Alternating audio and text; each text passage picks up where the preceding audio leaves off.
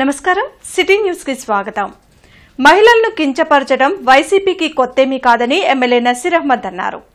బొంగరాలబీడులోని welfare centre స్థలాన్ని ఆయన corporator Bharati, GGH superintendent Ramana SSV ఇతర కూటమి నాయకులతో కలిసి పరిశీలించారు. గుంటూరు తూర్పు నియోజకవర్గంలో గతంలో ఎన్నడూ జరగని విధంగా అభివృద్ది పనులు చేపట్టినట్లు ఎమ్మెల్యే నసీర్ తెలిపారు. జీజీహెచ్ కు కేటాయించిన స్థలంలో చుట్టూ కాంపౌండ్ వాల్ నిర్మాణం పూర్తి చేయడంతో పాటు స్థానికులకు ఉపయోగపడేలా ఈ ప్రాంతాన్ని డెవలప్ చేస్తామని చెప్పారు. గత ప్రభుత్వంలో అమ్మడానికి ప్రయత్నించినటువంటి స్థలాన్ని పూర్తిగా పరిరక్షించేటువంటి కార్యక్రమంతో పాటు దీన్ని ఎక్కడా కూడా ఎవరు కబ్జా చేయకుండా కాంపౌండ్ వాల్ని దాదాపు 93 లక్షల రూపాయలతో కాంపౌండ్ వాల్ని నిర్మించడమే కాకుండా యుద్ధ ప్రాతిపాదికన ఈ హాస్పిటల్ కేటాయించినటువంటి స్థలంలో అభివృద్ధి చేసేటువంటి ప్రణాళికలతో ముందుకు సాగుతున్నటువంటి పరిస్థితులు ఉన్నాయి. అధికారం ఉన్నప్పుడు మదం ఎక్కినటువంటి సజ్జల ఈరోజు అధికారం పోయిన తర్వాత కూడా అదే కొవ్వుతో అదే బలిసినటువంటి మాటలు మాట్లాడడం చాలా హాస్యాస్పదంగా ఉంది. ఈరోజు నిజంగా మహిళల మీద జరిగినటువంటి అవమానకర వ్యాఖ్యలను వక్రీకరించేటువంటి విధంగా తన నాయకుడు చెప్పినటువంటి చౌకబారు కార్యక్రమాలను తీసుకొని మీడియా ముందు వచ్చి మాట్లాడుతున్నటువంటి సజ్జల లాంటి వాళ్ళు ప్రజా జీవితంలో ఉండడం వేస్ట్ అని చెప్పి ఈ సందర్భంగా తెలియజేస్తూ తప్పకుండా తగు రీతిలో మహిళలు వాళ్ళకి సమాధానం చెప్తారు. ఇప్పటికే తల్లికి చెల్లికి కూడా న్యాయం చేయలేనటువంటి జగన్మోహన్ రెడ్డి ఈరోజు రాష్ట్రంలో ఉన్నటువంటి ప్రతి ఒక్క మహిళను కూడా కించపరిచేటువంటి విధంగా మాట్లాడుతున్నటువంటి వాళ్ళని ఒత్తాసు పలకడం అనేది చాలా బాధాకరం. ఎమ్మెల్యే, సినీ నటులు నందమూరి బాలకృష్ణ జన్మదిన వేడుకలు మంగళగిరిలోని టీడీపీ కేంద్ర కార్యాలయంలో ఘనంగా నిర్వహించారు.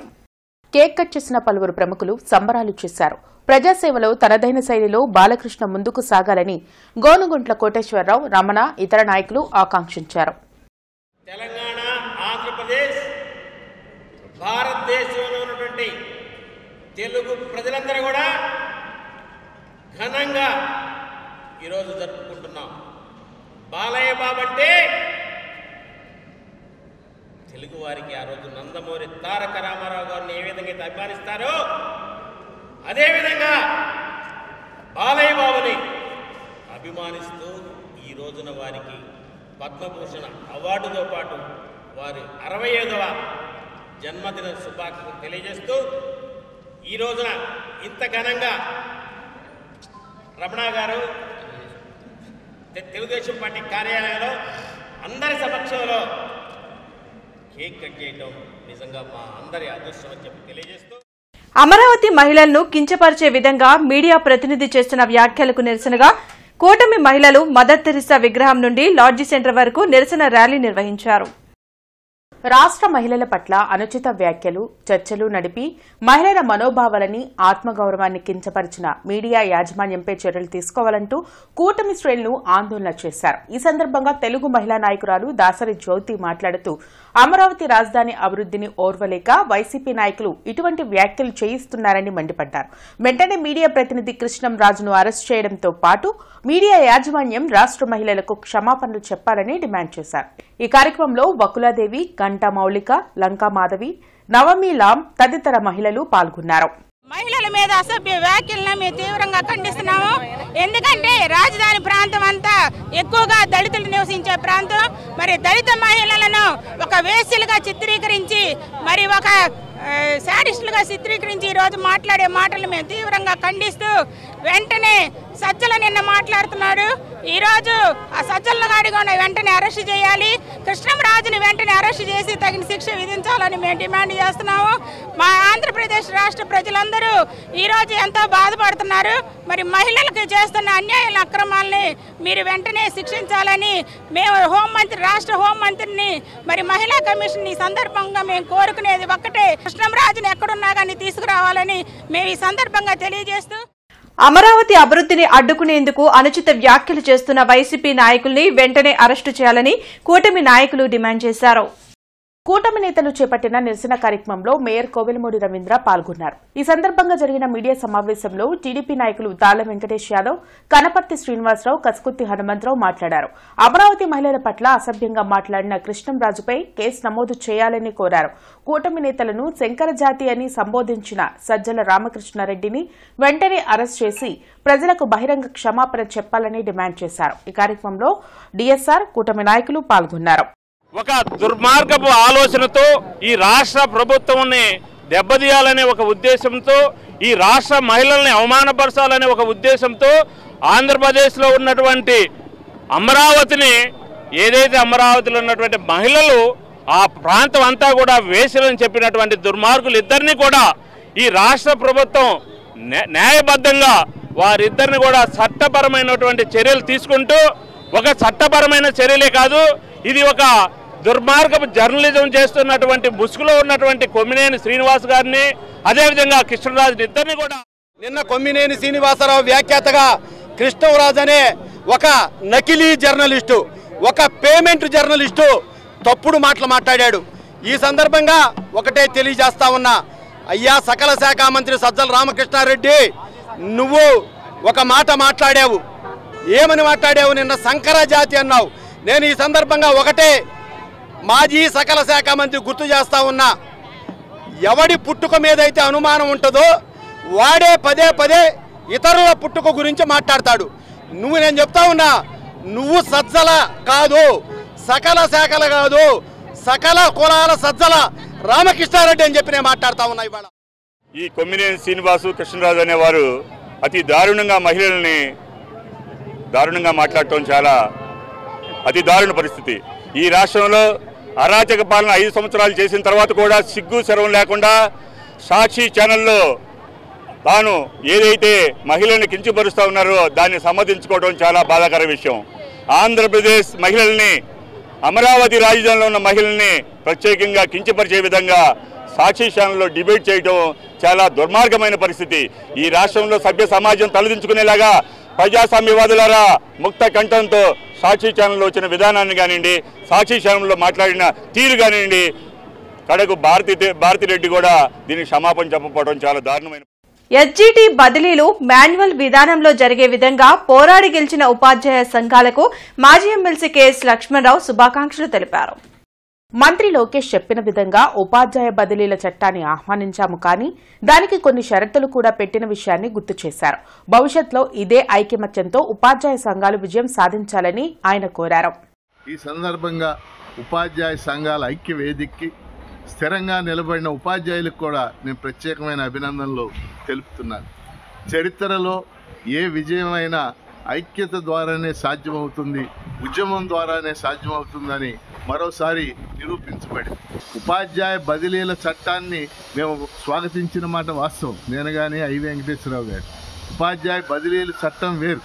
ఆ బదిలీల చట్టం సందర్భంగా బిల్లు మీద మేము మాట్లాడినప్పుడు తప్పనిసరిగా మాన్యువల్ కౌన్సిలింగ్ ఉండాలి, అలాగే ఇతర ప్రిఫరెన్షియల్ కేటగిరీకి సంబంధించి కూడా అనేక సూచనలు మేము చేయటం జరిగింది. ఆ సూచనలు ఏమి కూడా పెట్టలేదు వారు. అందుకని ఆ రకంగా మనం చూసినప్పుడు ఈరోజు ఇది గొప్ప విజయం. ఉపాధ్యాయుల ఐక్యత ఈ విధంగానే కొనసాగాలి, భవిష్యత్తులో మరిన్ని విజయాలు సాధించాలి. పెమ్మసాని చంద్రశేఖర్ కేంద్ర సహాయ మంత్రిగా బాధ్యతలు చేపట్టి ఏడాది పూర్తయిన సందర్భంగా గుంటూరులో సంబరాలు నిర్వహించారు. శ్రీనివాసరావు తోటలో కూటమి నాయకులు కేక్ కట్ చేసి బాణాసంచు కాల్చారు. గుంటూరు పార్లమెంటు పరిధిలో ఏడాది కాలంలోనే అనేక అభివృద్ది కార్యక్రమాలు చేపట్టిన ఘనత కేంద్ర సహాయ మంత్రి పెమ్మసానిదని ఆళ్లహరి అన్నారు. శంకర విలాస్ ఫ్లైఓవర్ బ్రిడ్జ్ నిర్మాణంతో పాటు కార్పొరేషన్ పరిధిలో అనేక ఆర్ఓబీలకు కేంద్రం నుంచి అనుమతి తీసుకొచ్చారని చెప్పారు. కార్యక్రమంలో కిషోర్, బాషా, కూటమి నాయకులు పాల్గొన్నారు.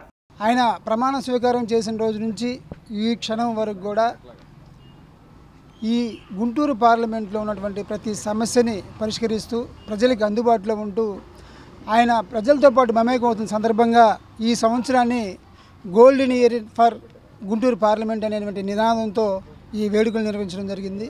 ముఖ్యంగా పెమ్మసాని చంద్రశేఖర్ లాంటి నాయకులు ఈ గుంటూరు పార్లమెంట్కి రావడం అనేది ఈ గుంటూరు పార్లమెంట్ ప్రజలు చేసుకున్నటువంటి అదృష్టం. ఎందుకంటే గతంలో ఎంతోమంది ఎంపీలను చూసాం, వాళ్ళు వాళ్ళకున్న పరిధిలో వాళ్ళకి బాగానే చేశారు. కానీ పెమ్మసాని చంద్రశేఖర్ అనే వ్యక్తి సామాన్యుల్లో సామాన్యుల్లాగా, అలాగే కేంద్ర మంత్రి స్థాయిలో మనకి రాష్ట్రానికి రావాల్సిన నిధులను కానివ్వండి, ముఖ్యంగా గుంటూరు పార్లమెంటరీ అభివృద్ధి కోసం నిధులు తీసుకురావడంలో ఆయన ఎప్పుడు కూడా ముందంజలో ఉన్నారు. కూటమి ప్రభుత్వంలో మహిళలపై జరుగుతున్న అరాచకాలకు, దాడులకు నిరసనగా లాడ్జీ సెంటర్లో వైసీపీ నేతలు ధర్నా నిర్వహించారు. లాడ్జి సెంటర్లో జరిగిన ధర్నా కార్యక్రమంలో ఎమ్మెల్సీ కల్పలతారెడ్డి, వైసీపీ నగర అధ్యక్షురాలు నూరి ఫాతిమా, బూరెల నాంచారమ్మ పాల్గొన్నారు. ఈ సందర్భంగా వారు మాట్లాడుతూ రాష్ట్రంలో మహిళల మీద దాడులు, అరాచకాలు జరుగుతున్నాయని మండిపడ్డారు. కూటమి ప్రభుత్వంలో లా అండ్ ఆర్డర్ ఎక్కడా కనిపించడం లేదని అన్నారు. వైసీపీ ప్రభుత్వంలో మహిళలకు వైఎస్ జగన్మోహన్ రెడ్డి అండగా ఉన్నారని గుర్తు చేశారు. మీడియా ప్రతినిధి కొమ్మినేని అమరావతి మహిళలకు క్షమాపణ చెప్పినా కూటమి ప్రభుత్వం కక్ష సాధింపు చర్యలు చేపట్టిందని ఆవేదన వ్యక్తం చేశారు. సంక్షేమ పథకాలను అమలు చేయకుండా డైవర్షన్ పాలిటిక్స్ చేస్తున్నారని దుయ్యబట్టారు. ఈ కార్యక్రమంలో కార్పొరేటర్ బూసి రాజలత, మేరీ, రత్నకుమారి తదితరులు పాల్గొన్నారు.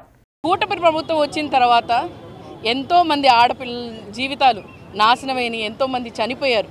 వాళ్ళ గురించి ఎక్కడ పట్టించుకోవట్లేదే ఈ ప్రభుత్వం, వాళ్ళ గురించి ఎక్కడ మాట్లాడట్లేదే. ఏదున్నా కూడా డైవర్షన్ పాలిటిక్స్ మాత్రం చాలా చక్కగా చేస్తారు. అది ఇప్పుడు కూడా రుజువు అవుతుంది. సరే, ఒక సాక్షి రిపోర్టర్ మాట్లాడిన మాటలకి ఆయన్ని క్షమాపణ అడిగారు, ఆయన్ని జైల్లో తీసుకెళ్ళి, అదంతా బాగానే ఉంది. కానీ వాళ్ళ ఆఫీసుల మీద వెళ్ళి దాడి చేస్తారు. సాక్షి రిపోర్టర్ మాట్లాడిన దానికి మా అధినేత జగన్మోహన్ రెడ్డి గారికి అలాగే భారతమ్మకి ఏం సంబంధం ఉందని చెప్పి వీళ్ళని క్షమాపణ కోరుతున్నారు. సిఐటియు ఆధ్వర్యంలో municipal employees workers union engineering కార్మికులు ఆందోళన చేపట్టారు. కార్పొరేషన్ కార్యాలయం ఎదుట ధర్నా నిర్వహించి నిరసన తెలిపారు. జీవో నంబర్ 36 ప్రకారం వేతనాలు చెల్లించడంతో పాటు సంక్షేమ పథకాలను అమలు చేయాలని సిఐటియు నగర అధ్యక్షులు శ్రీనివాసరావు డిమాండ్ చేశారు. తమ సమస్యలు పరిష్కరించకుంటే సమ్మెలోకి వెళ్లేందుకు కూడా సిద్దంగా ఉన్నట్లు చెప్పారు. గత ప్రభుత్వం ఇంజనీరింగ్ కార్మికులకు జీతాలు పెంచకుండా 6 సంవత్సరాల నుంచి మీనమేషాలు లెక్కబెడుతూ ఎన్నికలు వచ్చినాయని చెప్పి ఎన్నికల్లోకి వెళ్ళింది. తర్వాత వచ్చిన ఈ చంద్రబాబు నాయుడు గారి ప్రభుత్వం జీతాలు పెంచకుండా ఇంజనీరింగ్ కార్మికులను గుడ్డిగా ఒక సముద్రంలోకి దోస్తోంది. ఇంజనీరింగ్ కార్మికులు, పారిశుద్ధ్య కార్మికులు సమానంగా ఉన్నారు, సమానంగా పనులు చేస్తున్నారని చెప్తున్నప్పటికీ ఇంజనీరింగ్ కార్మికులను ఒక విధంగా, పారిశుద్ధ్య కార్మికులను ఒక విధంగా ఈ రాష్ట్ర ప్రభుత్వం చూస్తోంది. మేము గొంతెమ్మ కోరికలు అయితే కోరట్లేదు. మేమేం అడుగుతున్నాం, మాకు జీవో నెంబర్ 36 ప్రకారం మేము వేతనాలు చెల్లించండి అని అడుగుతున్నాం. అట్లానే మాకు సంక్షేమ పథకాలు ఏవి అమలు కావట్లేదు, అవి అమలు చేయమని అడుగుతున్నాం. అలానే రిటైర్మెంట్ 60 సంవత్సరాలకి చేశారు, దాన్ని 62 సంవత్సరాలకి పెంచమని అడుగుతున్నాం. ఛానల్ డిబేట్ లో అమరావతి రాజధాని మహిళల పట్ల అసభ్య పదజాలం మాట్లాడిన విషయంలో కొమ్మినేని శ్రీనివాసరావుని మంగళగిరి పోలీసులు అరెస్టు చేశారు. అమరావతి మహిళలపై అనుచిత వ్యాఖ్యలు అంశంపై మీడియా ప్రతినిధి కొమ్మినేని శ్రీనివాసరావును అరెస్ట్ చేసి నల్లపాడు స్టేషన్ కు తరలించారు. అనంతరం ఆయనకు జీజీహెచ్లో వైద్య పరీక్షలు నిర్వహించారు. పోలీసులు కొమ్మినేని శ్రీనివాసరావును మంగళగిరి కోర్టుకు తరలించారు.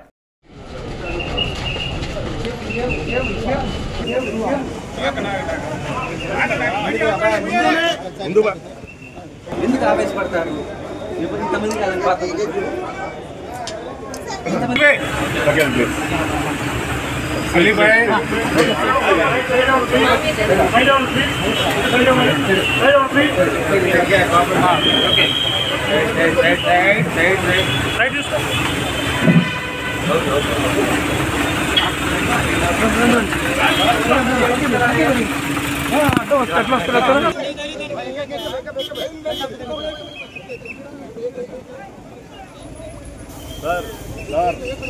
నేను ఒకటి చెప్తున్నా, కాదు వాడు